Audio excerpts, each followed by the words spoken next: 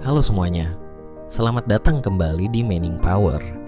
Kali ini kita akan menyelami topik yang sangat menarik, perilaku dan proses mental kesadaran. Jadi pastikan kalian tetap bersama kami sampai akhir. Mari kita mulai dengan definisi kesadaran. Dalam bahasa Inggris, kesadaran diterjemahkan sebagai consciousness dan awareness. Sementara consciousness lebih luas, mencakup kesadaran diri secara umum. Awareness lebih fokus pada keadaan sadar terkait lingkungan internal dan eksternal.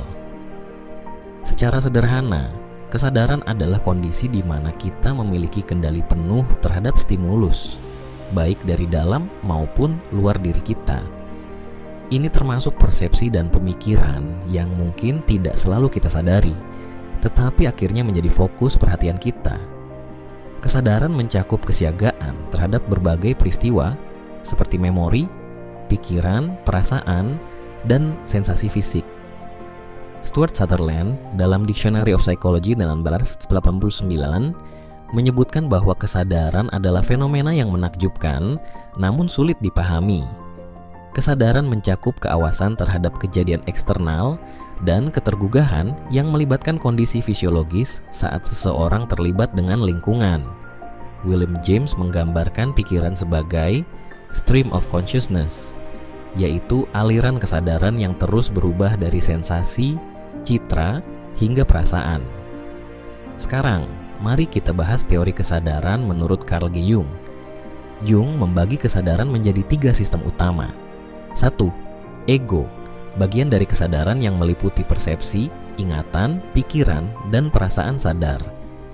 Ego memberi kita perasaan identitas dan kontinuitas. 2. Personal unconscious, wilayah di dekat ego yang menyimpan pengalaman terlupakan atau ditekan yang dapat memengaruhi perilaku kita. 3. Collective unconscious, gudang ingatan universal yang diwariskan dari leluhur kita, berisi archetype atau bentuk pikiran yang diturunkan dari generasi ke generasi. Sigmund Freud juga menawarkan pandangannya tentang kesadaran. Freud membagi kesadaran menjadi 3 bagian. Alam sadar, preconscious mind yang berisi informasi yang mudah diakses, dan subconscious mind yang berisi informasi yang lebih tersembunyi. Kita juga bisa memahami kesadaran melalui beberapa elemen utama. 1. Attention, memusatkan perhatian pada hal-hal eksternal atau internal, seperti lampu sorot yang memfokuskan perhatian kita. 2. Wakefulness, kontinum dari tidur hingga terjaga, menunjukkan perbedaan kondisi kesadaran. 3. Architecture, struktur fisiologis di otak yang mendukung kesadaran, seperti area bahasa di hemisfer kiri. 4. Recall of knowledge, proses pengambilan informasi tentang diri dan lingkungan. 5. Emotif, komponen afektif yang terkait dengan kesadaran, seperti perasaan saat mengalami rasa sakit. Kesadaran dapat dibagi menjadi 2 macam. 1. Kesadaran aktif, ketika seseorang aktif mencari dan menyeleksi stimulus. 2. Kesadaran pasif, saat seseorang menerima stimulus tanpa aktif mencari. Fungsi kesadaran meliputi 1. Konteks setting, mendefinisikan konteks dan pengetahuan tentang stimulus. 2. Adaptation and learning, mengelola informasi baru. 3. Prioritizing and access, mengakses informasi yang tersedia. 4. Recruitment and control, mengontrol tindakan sadar. 5. Decision making and executive functions, membantu pengambilan keputusan dan kendali. 6. Error detection and editing, menyadari kesalahan. 7. Self-monitoring, refleksi diri dan percakapan internal. 8. Organizing and flexibility, mengatur otomatisasi dan pengetahuan untuk situasi tak terduga. Mari kita bahas 5 tingkat kesadaran di otak. 1. Kesadaran tinggi, saat Anda sepenuhnya terjaga dan fokus, seperti saat menyelesaikan ujian penting. Pada tingkat ini, otak aktif secara maksimal dengan bagian seperti korteks prefrontal bekerja keras. 2. Kesadaran sedang, saat Anda melakukan aktivitas yang tidak memerlukan konsentrasi tinggi, seperti menonton TV sambil berbicara dengan teman. Di sini, otak masih aktif, tetapi tidak sepenuhnya terfokus. 3.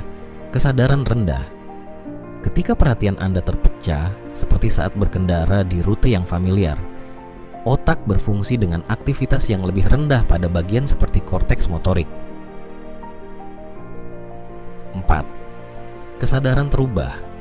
Kondisi seperti meditasi atau penggunaan substansi yang mengubah persepsi dan pengalaman kesadaran kita. Aktivitas otak bisa bervariasi dengan pola gelombang otak yang berubah. 5. Kesadaran tidur. Selama tidur, dari tidur ringan hingga tidur REM. Aktivitas otak selama tidur REM mirip dengan kondisi terjaga dan sering dikaitkan dengan mimpi. Gangguan kesadaran meliputi 1. Narkolepsi, serangan tidur dan kantuk berlebihan. 2. Somnambulism, berjalan sambil tidur. 3. Sleep paralysis, kesulitan bergerak saat bangun tidur. Obat-obatan psikoaktif mempengaruhi neurotransmitter dan mengubah kognisi serta emosi. Contohnya, 1. Anti-anxiety drugs, untuk menurunkan kecemasan. 2. Antidepresan, meningkatkan mood. 3. Antipsikotik, menghilangkan halusinasi. 4. Lithium, untuk gangguan bipolar. Kesadaran melibatkan berbagai bagian otak dengan keawasan terkait korteks cerebrum dan ketergugahan melibatkan sistem retikuler. Sebagai kesimpulan, kesadaran adalah kondisi kompleks yang melibatkan berbagai aspek kognitif dan fisiologis. Misalnya, saat Anda sedang menyelesaikan tugas matematika, Anda berada dalam tingkat kesadaran tinggi. Sebaliknya, saat menonton televisi tanpa banyak berpikir, Anda berada dalam tingkat kesadaran rendah. Pemahaman tentang kesadaran membantu kita memahami bagaimana otak bekerja dan bagaimana berbagai faktor memengaruhi kondisi kesadaran kita. Terima kasih sudah menonton. Jangan lupa untuk like, komen, dan subscribe untuk update video terbaru dari kami. Sampai jumpa di video berikutnya.